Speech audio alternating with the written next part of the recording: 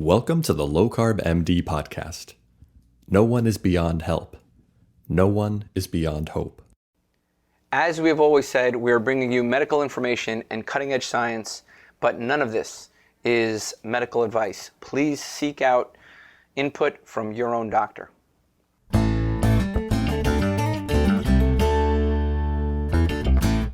Hello and welcome back to the Low Carb MD podcast. Tro, good to see you, man. We've been playing phone tag and not catching up with each other as much as we should be. Good to see you, man. It's good to see you too. We're gonna have an excellent time on the low carb cruise together. I can't wait. And yeah, we'll be stuck together. That's going to be dangerous for the. I wonder how many people are going to jump overboard. Probably those two together. It could be too much for people. It's going to be pretty crazy.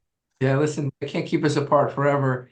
But I am super excited today, actually, for this guest because it's been a long time coming. We've met at conferences, and we've had her son here on the podcast. Guys, go listen to the podcast we did with David Wolfe.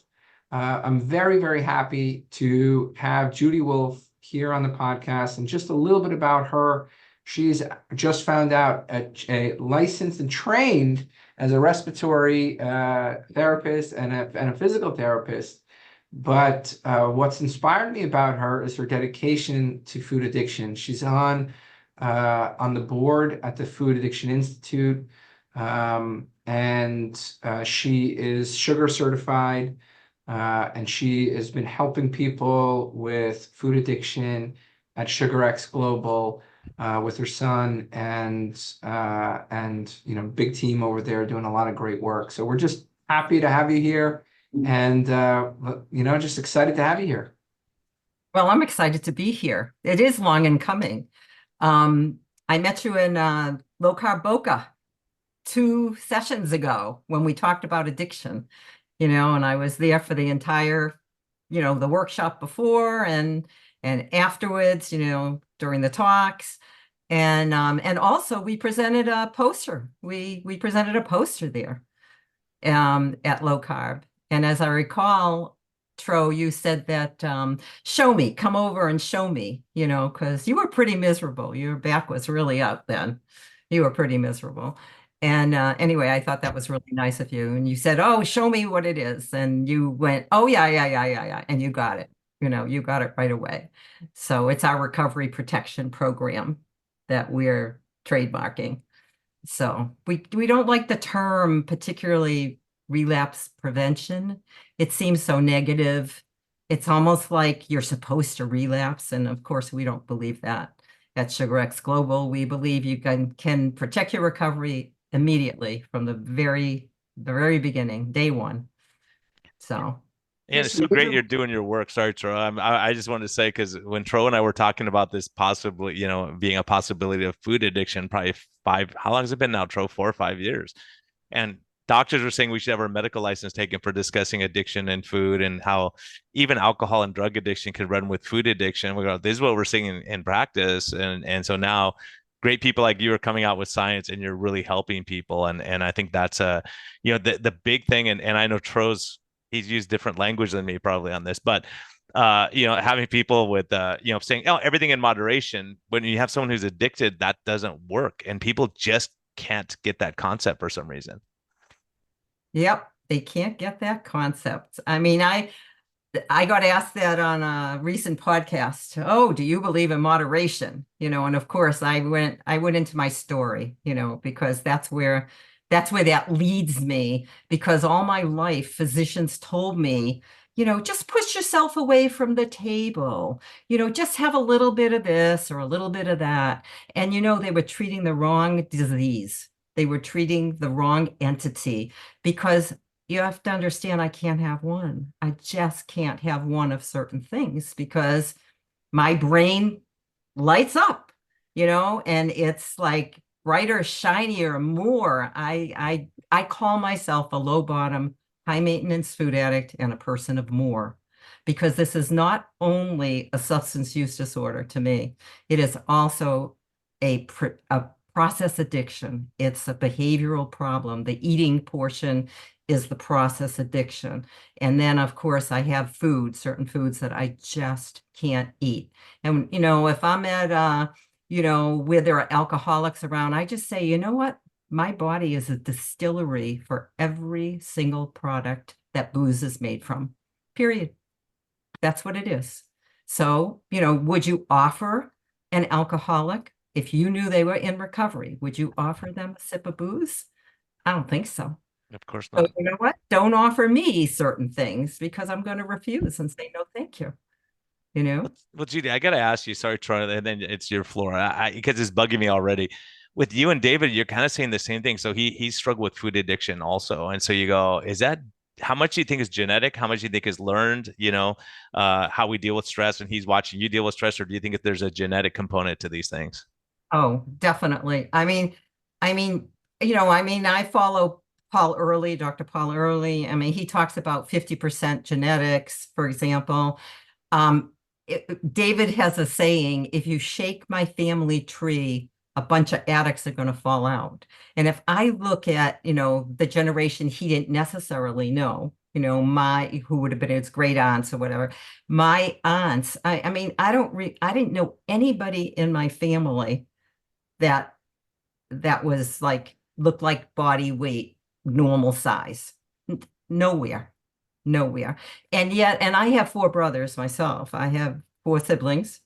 And I think they're all, food addicts in some way, shape, or form. None of them think they are, and that's okay. I'm the only one that comes out and says it. But it used to be that I was the biggest in my family, of the 5 kids. And today I'm the smallest. And we've aged, we're grown-ups now, so I'm in my 70s. And it's just amazing that and I've watched also people in my community as I've gotten older, after menopause, whatever, and everybody's expanded and I haven't. So this is a true entity, but there's no question that it is, I believe, certainly genetic in nature. However, I don't think, I think that it gets you. First of all, you have to ingest. I think you have to ingest the drug. You have to ingest sugar, food, carbs, whatever you want to call it.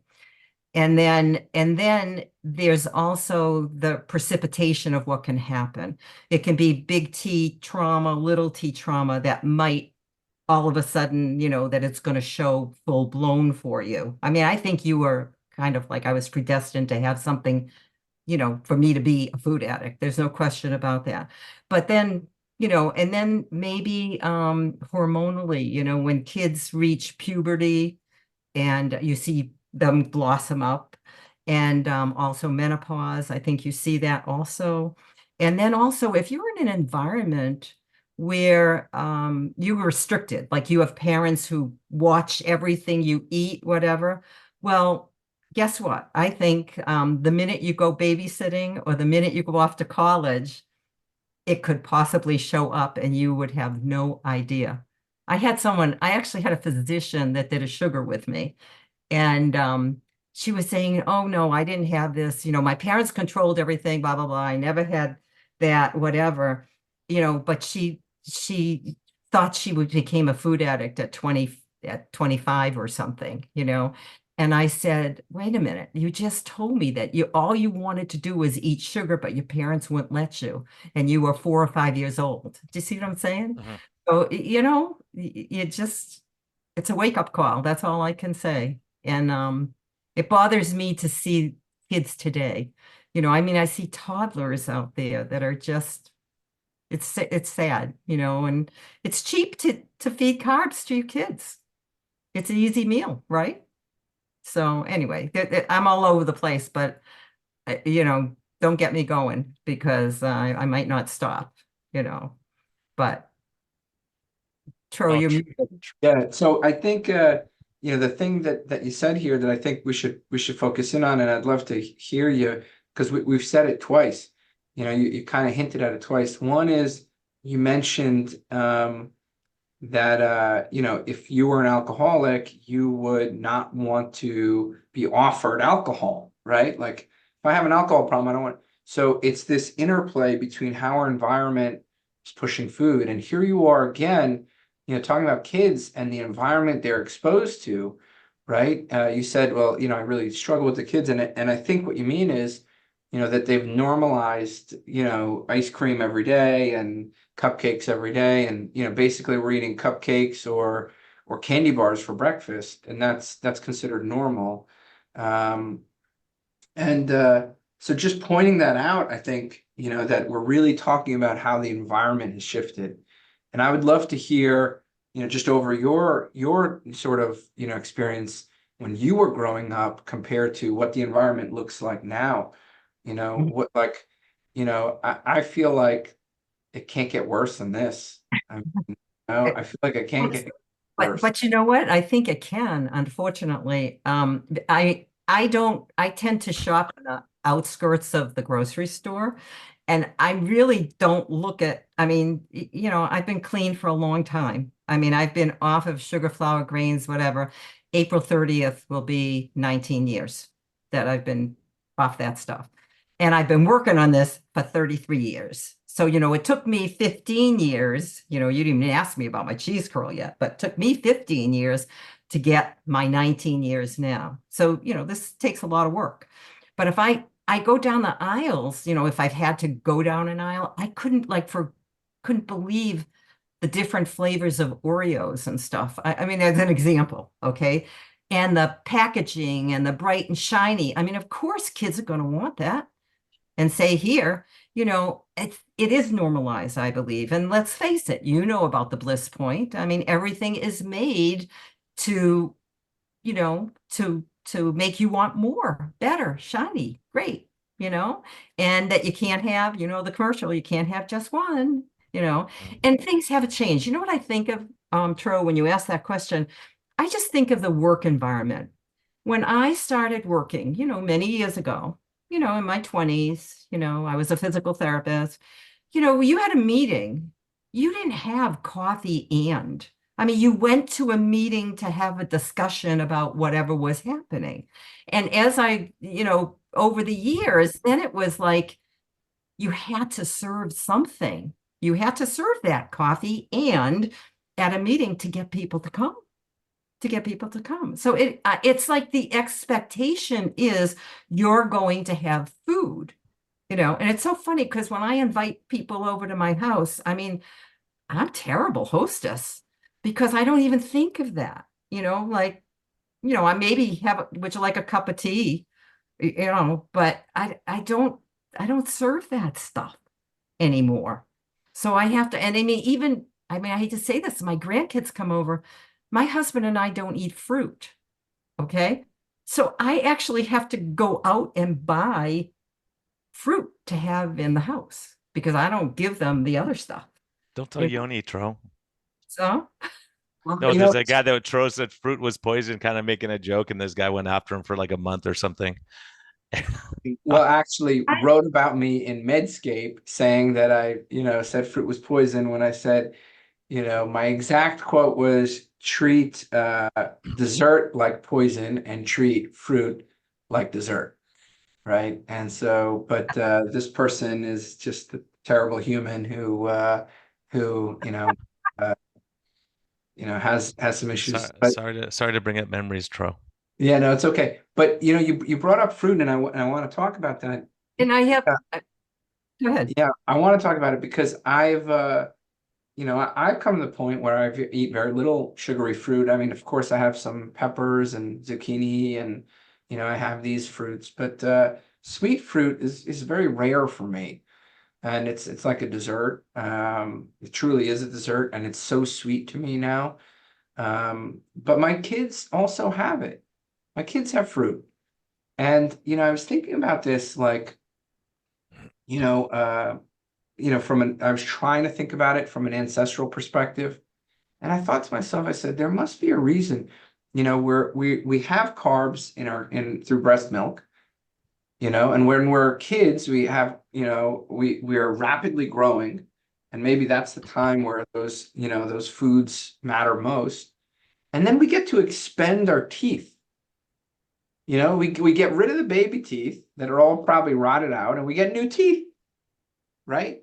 And then after that, is there really a need when you have your adult teeth and you're 13 years old, 14 years old, and all your adult teeth are in? Do you really need fruit? Where we really design, because we cannot regenerate a new pancreas, right? So I often wonder if we were just intended to lower our carbohydrates over time. What do you think? I don't have fruit either. Brian, I don't know about you. Brian, do you have, Yeah, I I don't have rarely much do. Like fruit. when I go to Guatemala, I'm gonna have a mango. I'll tell you that because it'll be fresh off their tree, right? But I try to avoid it as much as possible. But berries and blueberries and strawberries sometimes, things like that. If you're at someone's house for dessert instead of having chocolate cake, but I've seen what we've done with fruit. Not only is the fruit way more sweet, but if you look at your fruit, you're gonna find it's coming from all these foreign countries that they're shipping to all year round, and it wasn't typical that we would have it. Like Kian Foley was talking about that, like that it would be um you wouldn't have them all the time. And so maybe there's seasons like certain animals will eat fruits at certain season, they don't eat the rest of the time. Who knows? I don't know. Let's see what Judy says. So this is just my bottom line with fruit is that it triggers me. That's all. I want more. I mean, I'm actually in a very set program, and people are supposed to have fruit in the morning. I have a sponsor who I don't have to have fruit in the morning. And but I should say that because I'd be blackballed. But if I go to a conference, I'll take 4 ounces of berries, of blueberries, but which is what's on the plan. I found out that it triggered me. I I think used to use sweeteners. I mean, just so you know, I mean, I used to use sweeteners. I was able to have I use soy flour and wheat germ to make things, to represent other things. And I found that I gave up sweeteners maybe 6 years ago. I guess it was my methadone, basically. And I gave up sweeteners 6 years ago, and I have less cravings. So I don't use that stuff anymore. That's the only reason. So I don't know about the biological, medical about fruit or whatever. I mean, I understand it has fiber. I mean, I'm not dissing fruit. I don't think there's anything wrong with fruit, although I want the biggest and the best. I mean, I could have the biggest and the best, so I'd have like a 20-ounce apple. I mean, I was crazy, but I didn't know that until until I realized it. Well, it got a health halo, right? So eat more fruits and vegetables. There was this health halo, right? It's like, but then we have studies now showing that fruit abstention, limiting fruit to less than 2 per day improves fatty liver. And that was a study out of Iran. It was an interventional study, which literally all it did was restrict fruit, right? So I think the question is who can eat it? Not me, not you, my kids, they're fine,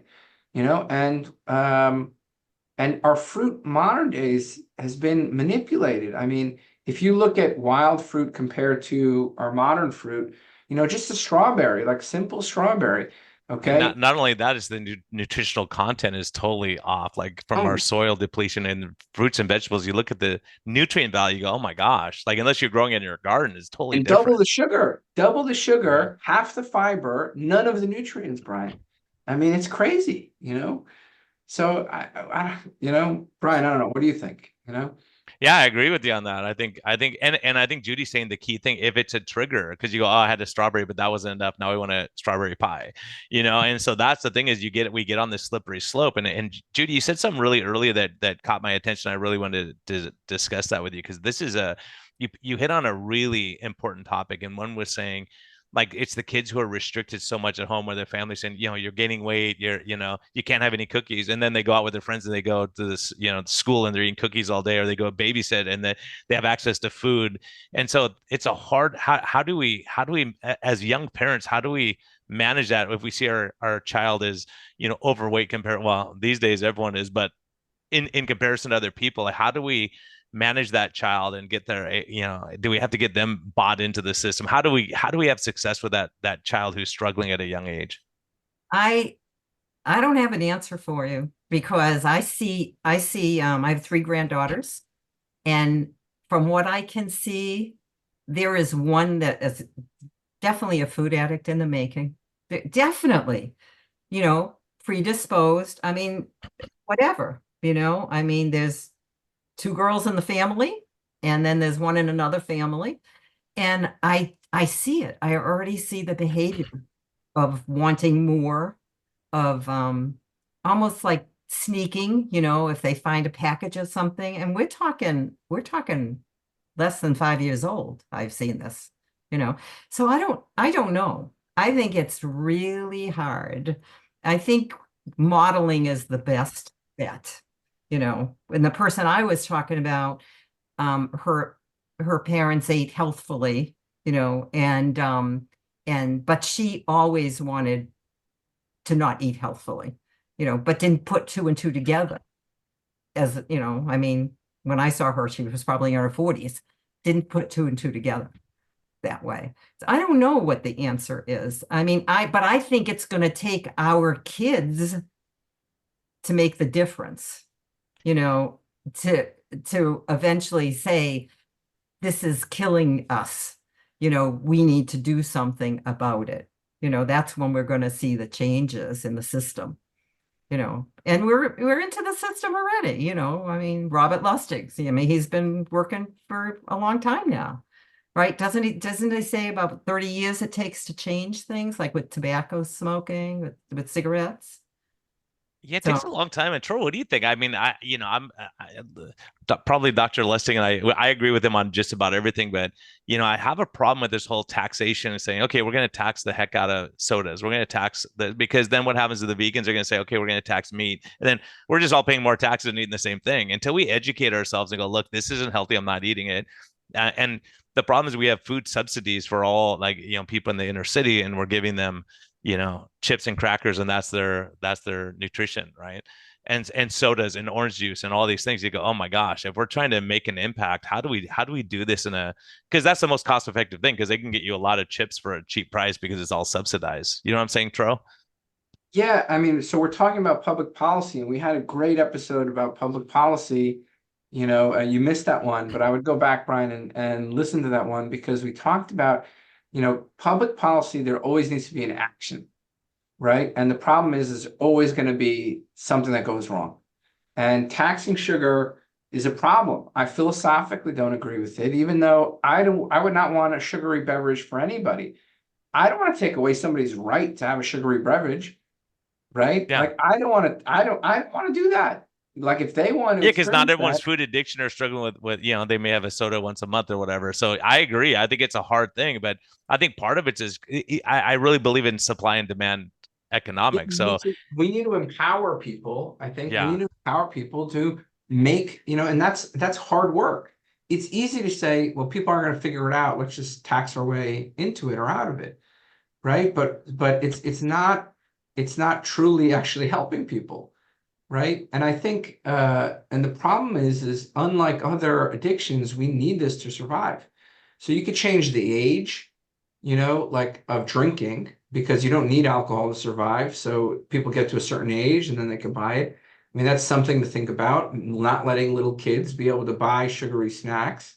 I mean, that may be a, thing to think about, but this idea of, you know, yeah. of taxing it, it's not fair. You need food to survive. And we also we need access to cheap food. We need access to cheap food. Right. So, and I don't think it's anybody's decision what anybody else should do. I think if you just take away the subsidies, as you mentioned, we'll be good. You know, And like, education, right? Having people like Judy out there educating people. Go, look. So one of my pages, I learned a lot from her, because the first time she came in, it was two friends, and they came together to support each other. And one says, okay, I'm all in. You tell me what to do, and I'm in. The other one, the first time I meet her, she says, Doc, if I have a piece of sourdough bread every once in a while, or I have a glass of wine, is that a deal breaker for you? I need to know straight up. And I'm laughing. I said, this is our first date and you want to cheat on me already with someone. And I'm curious why. But her point was very valid. And she's done outstanding on this, because she said, if you tell me I can't have it, I can go a month with willpower. Then at 31 days, I'll eat it all day long, and I'll fill up what I couldn't do before. But now, and then I asked her like a month in, I said, you know what's funny, because you were really strong on this point, and you haven't been eating those things, even though you were adamant about me saying I wouldn't fire you if you did. And the point she was making was, I look at stuff now and I look at this cookie and I go, is it worth it or not? No, it's not worth it. I'm not having it because I feel bad when I eat that. Oh, this upsets my stomach. When I eat this way, my joints get inflamed. Then she realizes it doesn't have, it's a risk and benefit. And when she can look at it, instead of just saying no, and she probably had very restrictive parents who said, you can't have cookies ever. And then she wants cookies all the time. You know what I mean? Those things like, don't look at that person, then everyone looks at that person. So there's so much psychology in this. Well, I'm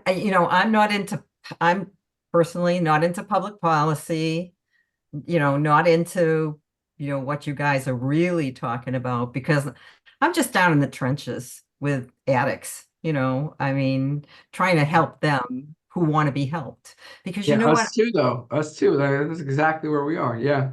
Yeah, so and I don't even think of myself as a motivator as much as I'm a person. If somebody wants help, okay, then I can help them with momentum, and I don't treat addiction, I manage it, because I'm not, I don't claim to be mad. I look at myself as a coach. That's how I perceive myself and how we perceive ourselves at Sugar X Global, as coaches. So we manage, but but isn't it true when people come to see you that, the food is like 100% of their problem to begin with. And once they get the food down, for me, this is what I find, it's 10% of the problem. The rest is they've got to deal with themselves and their behaviors from being addicts, because there's a certain addictive personality. We tend to, I speak for myself because I'm a low bottom addict. I want things black or white. Like, I need to learn how to live in the gray zone. You look at me the wrong way and I think, okay, what did I do? And I feel like a piece of doo-doo, that's where I go as an addict. And that's the kind of stuff that we deal with. Once you get the food down, then you got to work on who's Judy in this, So I had to change a lot. Yeah, it's like you're saying, it's like if someone comes in drunk and you're trying to get them off alcohol and they're drunk already, you once they come off the alcohol, then you can kind of talk to them, reason with them. And I think that's the problem with food, is it's such a problem. It's an amazing thing though. Tro and I have seen the same phenomena where someone weighs 400 pounds. No one ever says anything about them eating Doritos all day at all at work. And then when they start eating meat and vegetables and they pass up on stuff, people say, I'm really concerned about your eating. You're not eating like everyone else right now. And they're getting healthier and losing weight, and they're managing their diabetes. It's Right. incredible to me. Yeah, that happens all the time, You're go ahead. so right. I mean, what you just said is so right, that a lot of times people worry about the food, and it's so much more than the food. There's a lot of behavior to unpack. Like, you know, eating satiating food just calms sort of the brain's hunger drive, right? Addressing the cravings, finding a way to address cravings is sort of that second next step. That's the food. Other than that, I mean, a lot of it, the emotions, the psychology, the behavior, how to manage social Stress, situations. depression, loneliness, all these things. And when life gets better, those things get better. Like if someone's life is going well, they're not needing alcohol, but as soon as their wife breaks up with them, now they're like, I need a drink to calm my nerves. And it's such a hard thing, because when you're under the influence, it's hard to really manage life. So many of my patients now, a year in, will say, oh my gosh, I had the most stressful month, but I handled it. I couldn't have handled it a year ago. I couldn't have dealt with it with my brain on fire with sugar and carbs and all that stuff. And when people can think clearly, and that's why I've been for the last year and a half really focusing on sleep and stress, because when those things get right, almost everyone I talk to, when I ask them, I go, so like, what makes you eat more? Stress. I'm a stress eater. Like so many of us are stress eaters. Like, okay, why don't we work on the stress component and see what happens? 100% in my clinic of relapse, I know is due to stress.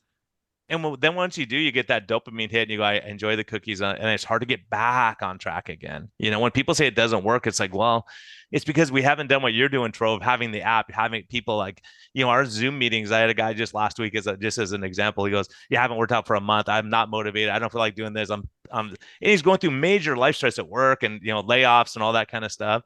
And so in the group, so many people go, oh yeah, I was like that when I was going through my divorce. I didn't want to work out, or I lost my motivation too. Here's what I did to get motivated. And you have 20 people lifting you up, and now he's been doing great since then.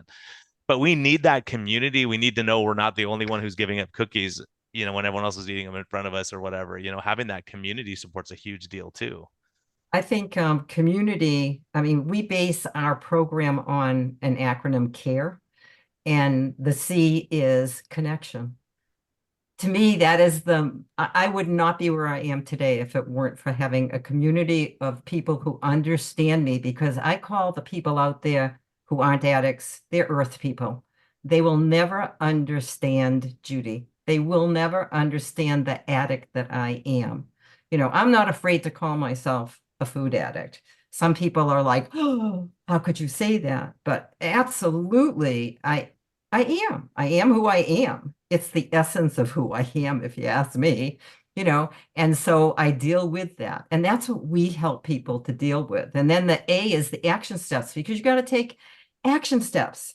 You have to do something to change. You can't stay the way you are. And then the R is the recovery protection, where from day one, we start talking about, what are your cues, the meaning of your triggers? What are the customs that you do when you have that trigger? And then what are the consequences from that? Okay. And then we turn this card around, we have a cue card, and we turn it around and we say, okay, now the cue is the same, but what's your new custom? And we help people figure it out. And what's the new consequences?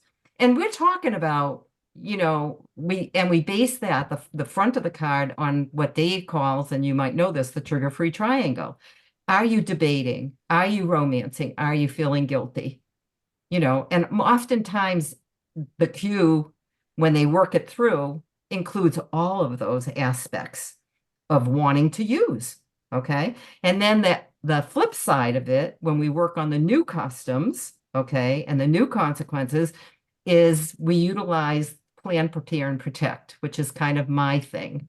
You gotta have a plan, and you have to prepare and you have to protect. I mean, if you get a new food plan, right, then, what's the plan? Well, the plan is you're going to go out and, shop and get all the food that you need to have available, right? And you're going to have a plan. And then you're going to prepare. Well, I'm going to shop, I'm going to dice and slice and do whatever I need to do, to have my food ready, waiting for me. And then how do I protect? Well, I'm going to sit down and I'm going to eat my meal that I committed to eating. You see, so like we put all of that together because we believe that that leads to be able to grow, recover, and transform. Because there can be a true transformation, in people, in their, and you talked about the psychological, we talk about physical, emotional, mental, and spiritual. All of those aspects are needed in order to, I think, really recover, to really find, because what are you looking for? I'm looking for peace and serenity. I wanted my fix every minute of the day. All I thought about was, what could I have next? Mush, gush, crunch, munch, savory, sweet. I was crazy, just crazy. That's what my life was driven by. And it doesn't have to be. I want to tell folks out there, if you're where I was at, you don't have to be there anymore. You really don't. And moderation's not the answer. And how many doctors even say nowadays? I mean, they don't even talk about weight. I don't know about you. I mean, I know what you guys do. Gosh, Judy, I'm so glad you said that, because he's been on I wanted to tell Tro, but I wanted to call him yesterday, and it was incredible. I have a guy, he's, 330 pounds, sleep apnea, all the comorbidities of obesity, all this stuff. And his doctor, who I actually was one of the worst doctors I've ever worked with ever, he told him, look, your options are bariatric surgery. He goes, diet doesn't help. Don't even think about it. Bariatric surgery or one of the new drugs that we can shoot you with, that's it. And if you go see this doctor, and he insists, what the reason this all came up is this patient insists on getting a fasting insulin level. And the doctor goes, that's totally useless. You're not even diabetic. His A1C is 6.3 and his insulin level is almost 40, is 38. And his doctor goes, if you go see that quack, you're not welcome back here again. And I'm like, oh, I love this, because you know what's we're gonna welcome you back to him. We're gonna take 80 pounds off you and get your sugars under control, blood pressure better. We're gonna get you off the CPAP machine. You can go tell him that the quack helped you and that he didn't, right? Because he just thinks of this thing. It's not what you're eating or doing. You don't have to change your lifestyle. We just need to give you a new drug. And that mindset is pervasive in medicine right now. You're not talking about, he goes, you're the first person asking me about stress and sleep and, what do I do for fun and all that stuff. It's incredible, Tro. I can't believe that, Brian, and the fight will continue with these docs. There's a big movement right now to not even check weight, in clinical offices, and it's because they don't know how to deal with it. Look at what this doctor said. It's an embarrassment. No, he goes, insulin has nothing to do with anything. It's ridiculous. Like, I mean, but just think about what he said. It's an embarrassment. Diets don't work. Don't do it. Do bariatric surgery and do, injection drugs. Like, all of those have places. I understand, but what a disempowering thing to say to somebody. Yeah, and it's maddening. It's maddening for the poor patient, because he goes, I'm coming to you because look, I need help. No one has helped me. Everything they say is just exercise more. He goes, I hike 6 days a week. And this guy's super active. It's not because he's sedentary, but the doctor's like, yeah, I don't think you exercise as much as you think you do. You know what I mean? But he goes, never say anything about drinking soda or cutting back on desserts or, these kind of things, and never talked about possibility of food addiction, and never motivated him to change the life. Because you go, yeah, lifestyle doesn't work. We tried that. It doesn't work for anyone, and they just give up without trying. And then they call the person who tries to manage lifestyle and stress and sleep a quack. It's incredible. It's actually a compliment coming from him. I'm like, I love that he thinks I'm a quack, because he's a quack. So I enjoy it. One thing that the guy said is true. Diets don't work. And I mean, we call it the revolving door industry. That's what we tell our clients, and what's the success rate of dieting? 5%, 95% failure. And then they turn around and say that it's your fault, right? It's the client's fault because they didn't follow it meticulously. Well, how do you follow something where you're starving? Literally, they put you on, I've been on 500-calorie liquid diets. Okay, that's where I found my relief finally, because I had a nurse say to me, Judy, maybe this isn't about being good or bad. Maybe you're a compulsive overeater. They weren't talking food addiction, 33 years ago. All right. Maybe you're a compulsive overeater. And there's places that you can go for help, so I'm just saying, the diet industry is, of course you're not going to be successful, because your body becomes like a beer and hibernates, and you're not even going to lose weight, right? Because metabolically, everything is going to slow down, and you're starving. So of course you're going to go. And every time, I don't know about you, Tro, I mean, I know where you've come from listening to you. I don't know you, Brian, very well, but of course, every time I was on a diet, I'd gain more weight. Always. I tell people I dieted my way to 288 pounds. That's what I dieted my way up to. Yeah, because our bodies have done that. Those of us who struggle with weight, I've struggled with weight my entire life. And in wrestling, I'm trying to lose, 20 pounds. I played football and I gain weight and lose weight. And you realize, like, when you do that enough times, your body goes, okay, I'm not falling for this again. I'm storing extra fat. I'm not letting you get to that. I'm not letting you get to the bank account because you spend all my money, right? So a lot of us who struggle as we get older, and I think what Tro was saying is, when you're a kid and you're metabolically healthy and you're eating fruit, things like that, your body can handle that. But once you get visceral fat, decreased muscle mass as we get older, lower sex hormones, testosterone, progesterone, estrogen, then it catches up with you. So people that we knew that were skinny as rails as kids, as a matter of fact, this guy I'm talking about, he said, my whole life I was trying to gain weight. He goes, I could not put on muscle mass. And then he had a couple surgeries, stopped working out for a while, and then he gained weight. Then he goes, now it's impossible. Like, it's really, really hard. but no one's giving them a good advice or saying, hey, look, this is a struggle. And to your point, Judy, when your insulin level is 38, good luck eating 500 calories a day, because you cannot get your fat stores. You're going to be starving to death. So we have to fix that insulin problem. We have to fix that, and so, and what you're doing is talking about addiction and stress, and also the other really critical important thing you're saying is, preparing and planning and saying, oh, I'm going on this retreat with all the women, maybe I should take my own food because it's always terrible food there. Let me think ahead, because otherwise you go, oh, I was stuck there and all I could do was eat pizza because that's all they had, right? Right. Well, I mean, personally, and I don't recommend this for everybody. Personally, I have to weigh and measure my food without exception. If I came to your home, I would, have my scale and I'd weigh and measure my food without exception, because that's what I need to do. Because see, when I take, take my last bite at any and every meal, okay, I'm sad because I always want more. I'm sad. I'm very, very sad. But if I wait 10, 20 minutes, I could go 4, 6, 8, 10 hours. I mean, we recommend 4 to 6 hours between meals, but and I would be just fine, but I'm the saddest person in the world because I'm such a person of more, but I know it today. That's the boundary I have, with me, Yeah, it's because like a massage too, right? Like you can't, like whenever it's over, like, oh shoot, it's over. I was just relaxing, or being on vacation, whatever it is. It's never going to be long enough, and because those things you like. so I mean, I talk about, I'm known as the 80-pound cheese curl. And that's because I had a couple of years of abstinence, doing a program, lost over 100 pounds, was doing great, looked great. I mean, I was much younger. I was 38. Okay. What then? All right. Or so. And one day sitting in my living room, I thought I could have one cheese curl. Led to 13 years of misery and an 80-pound bite. 13 years of misery because I couldn't get it back.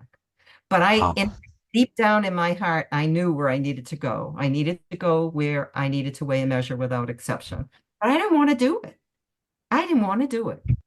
And so I didn't, but I suffered for 13 more years, and now, of course, finding what works for me, I have peace and serenity in my life, and by the way, you talked about um, Dave and families and whatever.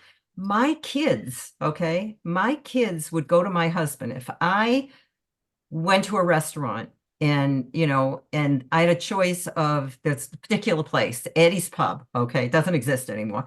But, I would usually order the haddock European, which was a beautiful piece of haddock, with fresh vegetables on top that were cooked slightly in a salad. But they were really known for their pizza. So they were like watching what I would order, because if I ordered the pizza and ate their pizza, they didn't know what their mother was going to be like later. I mean, Dave would tell you that. It was like they'd go to my husband and say, can't you make her not eat that? And he'd say, I can't, I can't tell her what to do, because I had a personality change. I guess I was different. I was aware of it, but not aware of it. I wasn't as nice a person and as calm. I mean, now, like my son says, Mom, if anybody has to deal with the phone company, these big phone companies, cell phone companies, send my mother there, because she's got the patience of the saint with them, and will stick it out with them until she gets what she needs to get accomplished. So, I mean, can you imagine your 7-year-old saying that to your spouse, noticing the difference? I mean, it changes your personality. I mean, there's something to do. If you're an addict and you use your drug, it changes who you are. It changes your brain chemistry. You lose clarity. Well, it's funny you say that. I don't know if you're familiar with Joan Iflin, but she has food addiction. She's a food expert on food addiction herself, and she was talking about that with her, family. Like she would fight with her husband, kids, and all that. Then when she went to, a program to get off carbs, she was like, what's weird? She was telling everyone, like, my husband's been nice, all my coworkers been great, my kids are great. Then the person goes, Mom, do you think maybe it's you that's the problem? You know, and you start realizing, oh my gosh, I am on edge all the time because I feel like garbage. And a lot of people, when they eat low carb and then they go off, they feel they're on edge, they're grumpy with people, they're short tempered, and all these things that they go, this is how I felt all the time. So you wonder, Terrell, and I always think this, like, how many people in their whole life are on edge and grumpy and pick on people on social media, whatever it is, and it's because their food is, I'm not talking about you, Trump. I'm serious though, but their brain is on fire all the time, and they're always on edge and not happy, and they're not happy with themselves, so they just are negative to everyone. And then we all are dealing with everyone who's in this situation, this kind of mindset.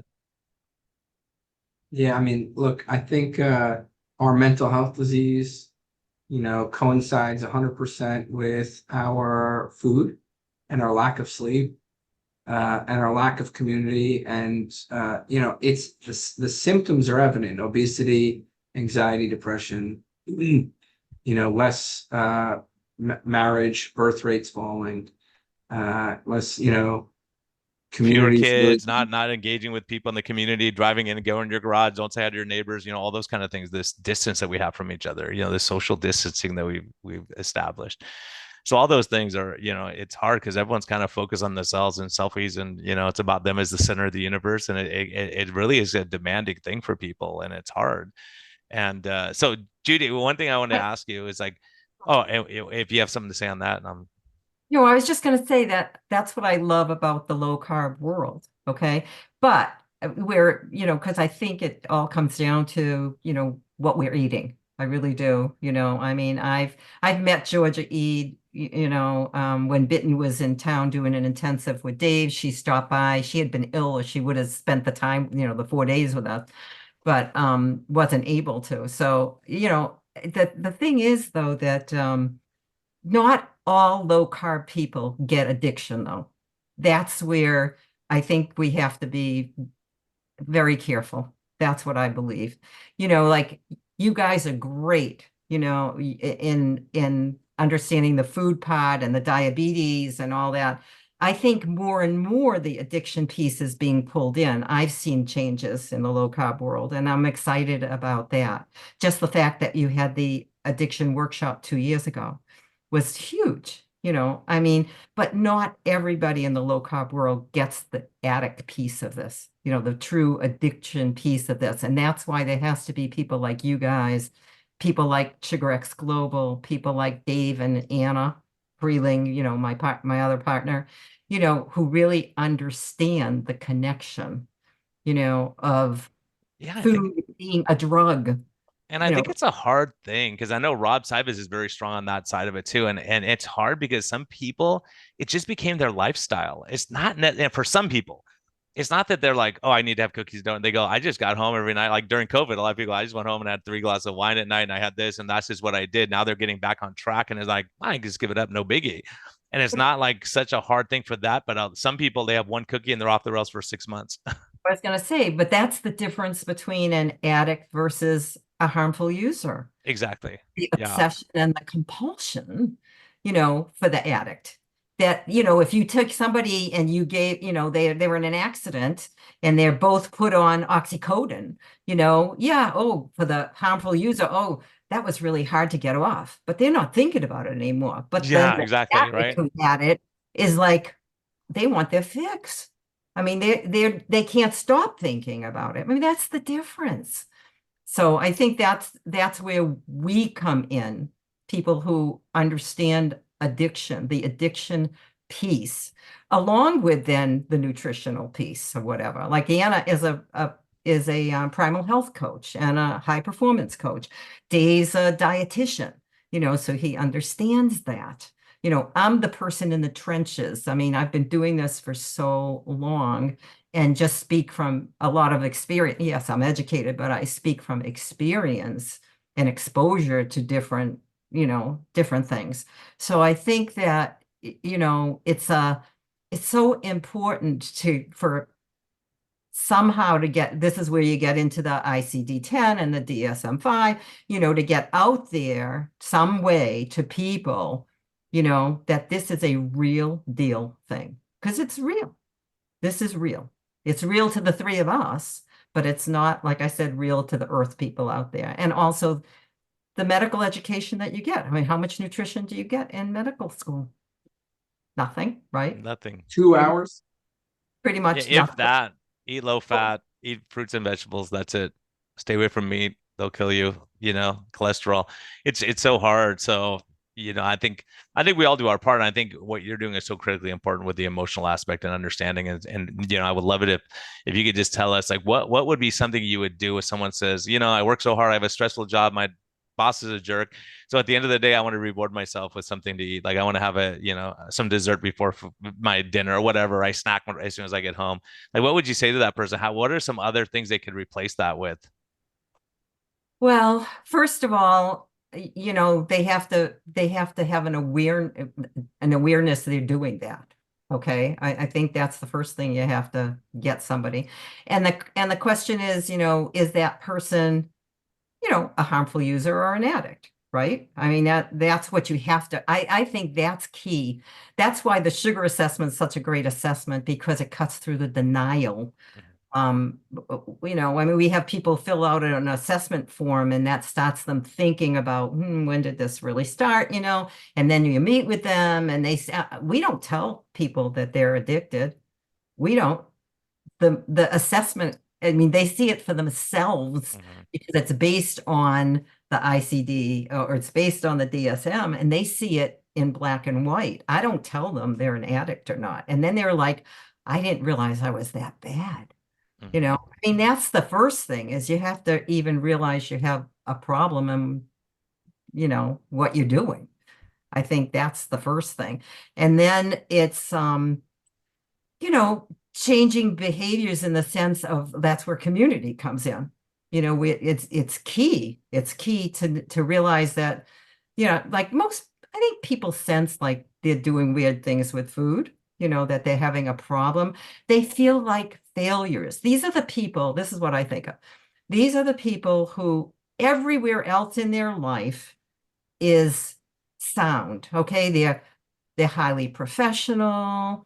They run, I'm thinking of women especially, they run a household, because that's who gets into this, I think, more than men. They run a household, they're able to do everything, but this is the one thing they can't lick. And they feel like total failures because they've tried everything, and that's what we're all about, I mean, because it's not it's not a moral issue. It's not willpower. It's not good or bad. But this is what people think, because it's the one thing they can't lick. Like they can lick everything else, but they can't lick this. And that's where they need help. We're situation, like with your app, or, your coaches, you need people to talk to them and to realize, and we're into groups. And the reason we're into groups is we don't even want to see people individually necessarily, because if you're an addict, you come with your denial, in front of you. And, in a group situation, let's say Joe over here shares something. And meanwhile, it's John's deepest, darkest secret over there, but he'd never mention that in a gazillion years, right? And I'll say, well, do you want to talk about it? Usually they do. And then, of course, he's getting all the information, but Joe's over there is at the edge of his, taking it all in, and realizes, I'm not alone. I'm All not you need is alone. one vulnerable person in a group, one vulnerable person who says, Right. I'm struggling this week. I'm having a hard week. I didn't even want to come today. I don't want to tell you guys I'm blowing it. And how many people jump in and go, yeah, me too. Yeah, yeah. No one's going to say that until someone, just like anything, Tro, when you give a lecture, you didn't need one person to ask a question. Once one person does, everyone will get in line, but they don't want to be the first one to ask a question. It's so intimidating. And also to be vulnerable like that, especially for us guys, is very, very challenging. So once someone says it, especially if it's a guy, it opens the floodgates and everyone starts, throwing it out there. And I think that's so important, the importance of community and group and just being raw and real with people. It's such a huge deal. And Judy, do you mind just telling people everywhere they can contact you with a little bit about SugarX Global, how they can reach you, how Yeah. they can get started, and any other resources you want to share? Yeah. So SugarX Global is a 24/7 online community. around the world, you know, so if you have a problem and you write, somebody's probably going to notice it because there's somebody else up around the world, you know, if you're struggling at night, for example. And we have tons of stuff on our platform, Tro. I mean, book reviews, inspirational music, Tell on Red. Red is our addicted brain. We have tools, we call them growth sheets, available for people to use. You know, we ask people to maybe 15 minutes a day. You know, if you just think about your recovery, 15 minutes a day and put work, if that's not a lot of time in a day, okay? And focus, you know, you can accomplish a lot. It adds up. It can accomplish a lot. We have online groups too on Zoom and different topics, different coaches, you know, that kind of information. A lot on metabolism, you know, metabolic health. We're holistic. We take a holistic approach when you talk about, you know, sleep, meditation. You know, it's so important. Stress levels, you know, oxytocin. I mean, we're into all of that. Movement, you know, yeah, don't go out there and start, you know, lifting weights. That's not what we're talking about. Just move to begin with, you know, and then you can move onward. Okay, so if you want to know a bit about us, go to sugarxglobal.com. All right, our website's being worked on. It's not the best, but you can actually get a Crush Your Cravings in 3 simple steps. You know, just put in your email, download that. You know, we have other things available, 15-minute call if you want to meet with one of us just to find out about us. Or it's more to talk about you is what we do in that 15 minutes, not about us. We're not hard sell people at all. It's a matter of just, you know, making a 15-minute appointment with us and we'll talk to you about where you're at and make some suggestions. If we're not the right place, we know lots of other places that you can go to. You know, if you're looking to get out of the food, we have a get out of the food system that you can, it's on the website. I think it's $27 or something like that. And it's more of an elimination plan because we do not give out a food plan because we think we're all different chemical factories. That's very important to us. So there's lots available there. We have a higher level program. You know, we're a 24/7 subscription. We're available. And what we also have is another program called Recovery Accelerator, which is where we deep dive into the behavior. You know, what makes you tick?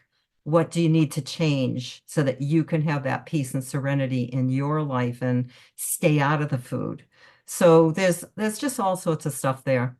And you know, book a call with us. It doesn't cost anything. It's free, you know, and meet us in person. You know, that's my biggest suggestion. I would say go to the website, check it out. It has products there. You know, it has stuff like that. It's all available to you.